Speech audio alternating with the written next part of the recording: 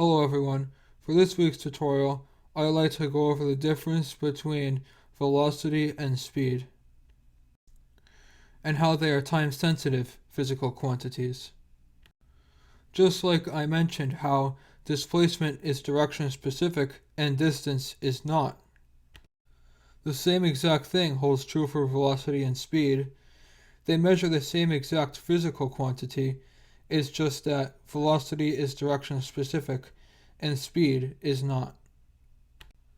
Velocity is formally defined as v equals p2 minus p1 divided by t2 minus t1, which would be the change in time. Many times, with the study of the motion of objects, change in time is implied rather than written explicitly.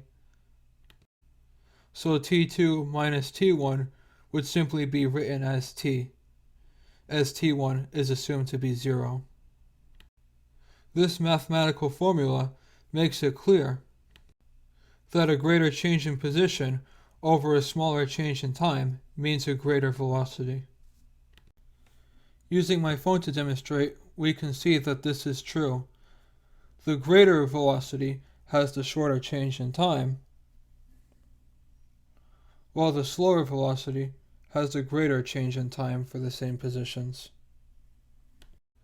The first example would have a greater eastward velocity than the second example. So if I went the other way,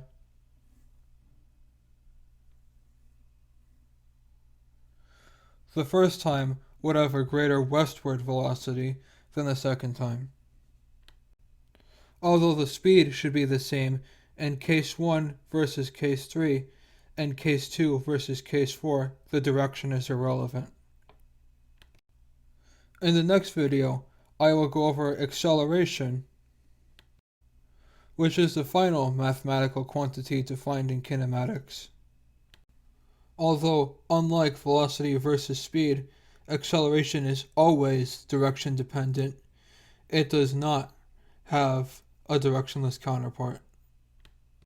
Don't forget to subscribe if you found this video informative, and make sure to see other tutorial videos, and follow me on either Facebook or Twitter for more content.